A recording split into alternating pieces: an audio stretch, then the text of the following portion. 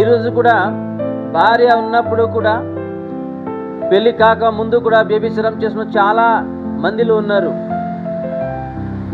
వ్యభిచారిణి స్త్రీని దేవుడు ఏమన్నారు? పాపి స్త్రీని వెళ్ళండి, మీ పాపము మీకు క్షమాపణ దొరికింది, మీరు వెళ్ళిపోండి అని దేవుడు అన్నారా? లేకపోతే వెళ్ళండి మీరు ఇంకోసారి పాపం చేయండి అని అన్నారా? వెళ్ళిపోండి, ఈ పాపం అనేది క్షమాపణ మీకు దొరికితే వెళ్ళిపోండి అని దేవుడు అన్నారు. ఆ రోజు నుంచి ఆ పాపిని స్త్రీ పరిశుద్ధంగా జీవించారు.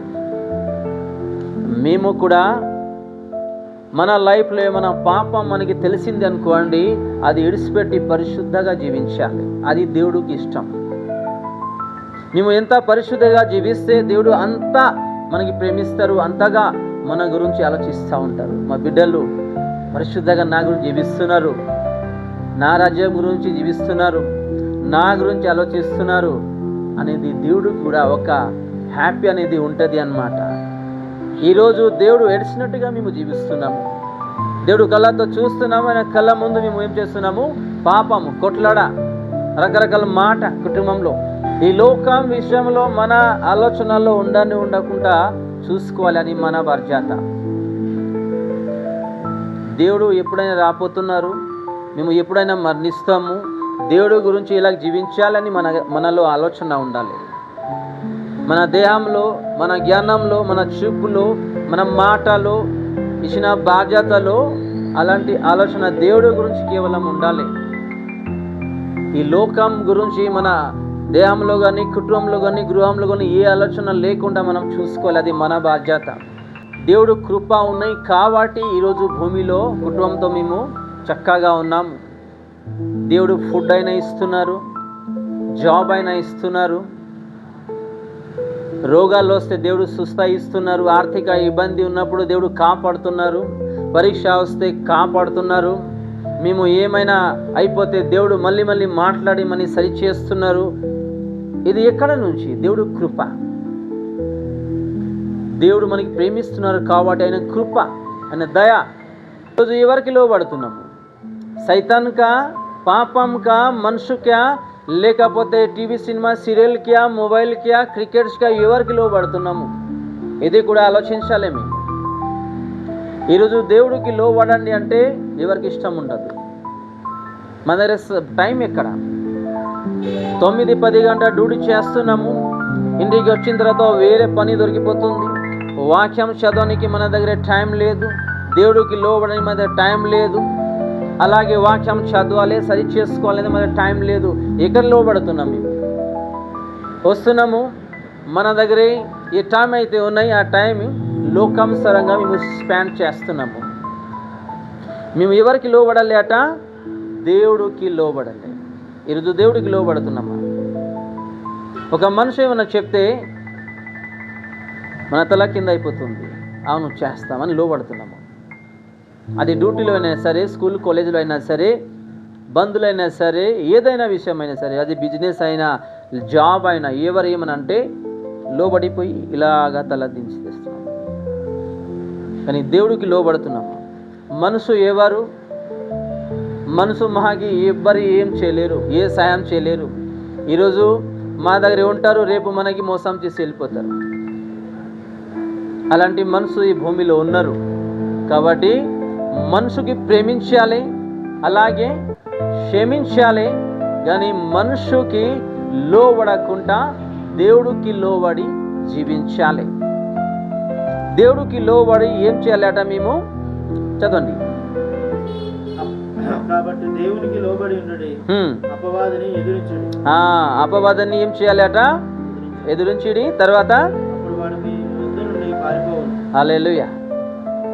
ఒకటే లైన్, దేవుడికి లోబడితే అపవాది మన నుంచి పారిపోతారు. ఎంత ధైర్యమైన వాక్యం దేవుడు మనకి ఇచ్చారు. దేవుడికి లోబడితే అన్నీ మనకి ఒక బ్లెస్సింగ్, ఒక శక్తి. అంటే ఇలాంటి విషయము మన ఆలోచనలో ఈరోజు లేదు, మన కుటుంబంలో లేదు. ఈరోజు పరీక్షల మీద పరీక్ష ఎందుకు వస్తున్నాయంటే దేవుడికి మేము లోబడట్లేదు కాబట్టి.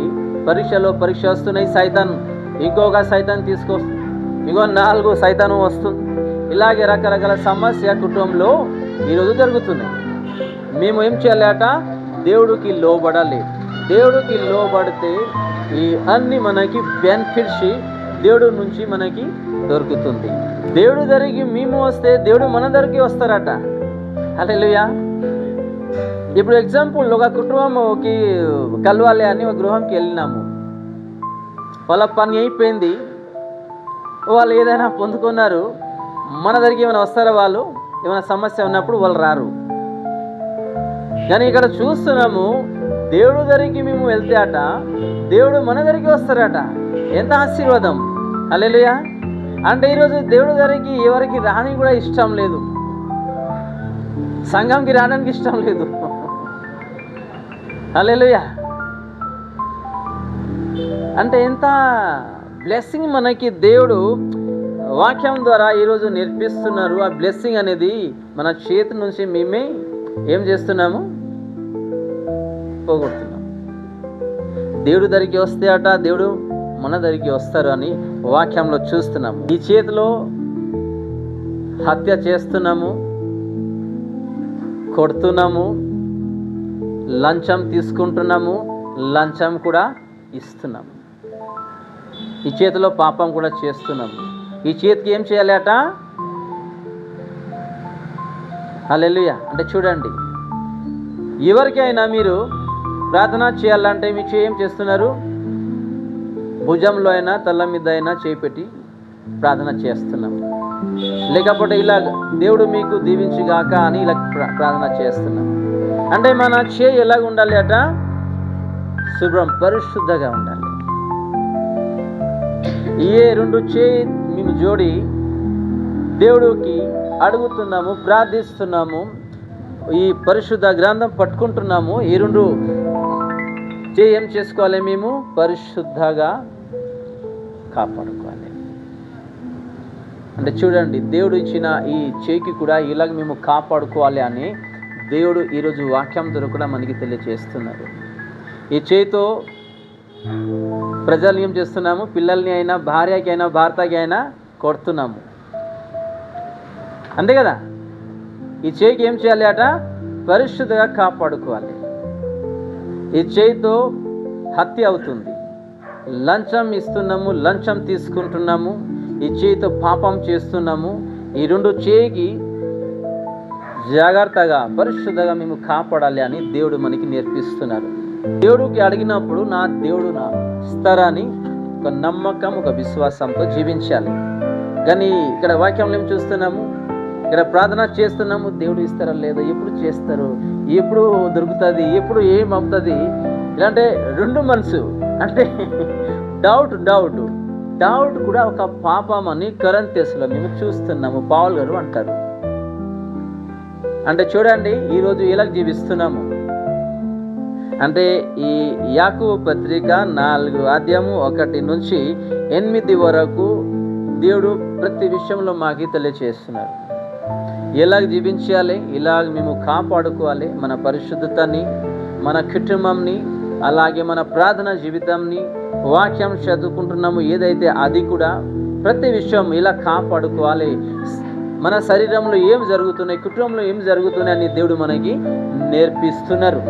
ఈ లాస్ట్లో మేము చూస్తున్నాము, మన హృదయంలో ఒకవేళ ఏమైనా డౌట్ ఉంటే ప్రార్థన చేస్తున్నప్పుడు మనకి దొరకదు. ఒకవేళ ఇదే వాక్యం మీరు చదువుకోవాలంటే ఒక వాక్యం చూద్దాం. అదే యాకోబు పత్రిక 1 అధ్యాయము సేమ్ ఎగ్జాక్ట్ 8లో చదవండి.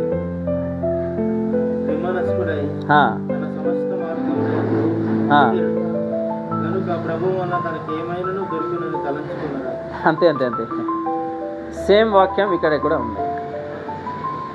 దిమనస్కం అంటే 2 మనసు, ఇక్కడ ఒక మనసు ఉండదు, ఇక్కడ మనసు ఉంటుంది. దేవుడికి అడిగిన తర్వాత ఈ దేవుడు ఎప్పుడు ఇస్తారు, దేవుడు ఎప్పుడు ఏం చేస్తారు అనేది ఒక డౌట్స్ ఉంటే దేవుడు ఏం పని చేయలేరు. ఇప్పుడు పిల్లలకి స్కూల్ ఫీజు కట్టాలి, పిల్లలు స్కూల్ కానీ కాలేజ్ నుంచి వచ్చి డాడీ స్కూల్ కాలేజ్ ఫీజు కట్టాలి అని చెప్తారు. సరేరా కడదామని వాళ్ళ తల్లిదండ్రి పిల్లలకి చెప్తారు. వీళ్ళు ఊకే డాడీ మీరు కడతారా లేదా, నాకు ప్రాబ్లమ్స్ అవుతుంది ఇది అది అంటే ఏమవుతుంది, తల్లిదండ్రికి కోపం వచ్చేస్తుంది. ఎగ్జాక్ట్ అలాగే మేము ఇక్కడ ప్రార్థన చేస్తూ ఉంటాము, అడుగుతూ ఉంటాము, ఇక్కడ అలాగే డౌట్ చేస్తూ ఉంటే దేవుడికి ఏముంటుంది, ఎగ్జాక్ట్ అలాగే ఉంటుంది. అంటే దేవుడు మీద మనకి నమ్మకం లేదు, అంతే కదా, అలాగే అయిపోతుంది కదా. కాబట్టి ఈరోజు దేవుడు ఈ వాక్యం అయితే మనకి ఇచ్చారు, వాక్యానుసారంగా జీవించాలి. అదే 4వ ఒక వచనంలో ఇంకోసారి రిపీట్ చేసి ముగిద్దాం. దయచేసి ఇంకోసారి 4లో ఒక వచనం చదవండి. మీలో యుద్ధంలోను పోరాటంలోను ఏకం చేస్తున్నాయి. అంతే, ఈ యుద్ధము ఈ కొట్లాడ ఏకం చేస్తున్నాయట మన దేహం నుంచి, మన శరీరం నుంచి వస్తున్నాయి. ఇది కంట్రోల్ చేసుకోవాలి. ఈ కొట్లాడ ఒకవేళ కంట్రోల్ లేదు అంటే మన పరిశుద్ధత పోయింది అన్నమాట, మన ప్రార్థనా జీవితం కూడా పోయింది, అన్నీ పోయింది అన్నమాట. ఎందుకు అయితే ఈ ఆలయం ఎవరు ఆలయం అట, దేవుడు ఆలయము. ఈ ఆలయంలో ఎవరు ఉంటారట, దేవుడు ఆత్మ ఉంటుంది. కాబట్టి ఆ ఆలయంని ఏం చేస్తున్నాము, మేము పాడు చేస్తున్నాము. ఆ ఆలయంని, ఆ దేహంని మేమే పాడు చేస్తున్నాము. కాబట్టి ఇలాంటి విషయంలో మేము జాగ్రత్త ఉండాలి, పరిశుద్ధంగా జీవించాలి.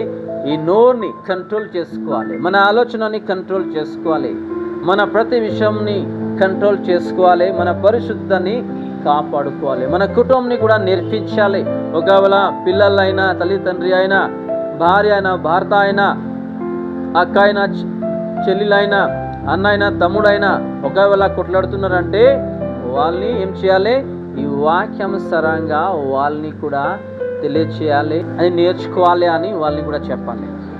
ఎందుకు అయితే దేవుడు ప్రేమించిన దేవుడు ఈ రోజు వరకు కూడా ప్రేమిస్తానే ఉన్నారు. ఆ రోజు నుంచి ఈ రోజు వరకు మేము కొట్లాడి అన్యాయంగా ఈరోజు రకరకాల పాపం చేస్తూ దేవుడి నుంచి దూరం అయిపోవాలంటే దేవుడికి ఇష్టం లేనే లేదు. ఈ చిన్న వాక్యం దేవుడు మా ప్రతి ఒక్కరిని ఆశీర్వదించుగాక. ఆమేన్.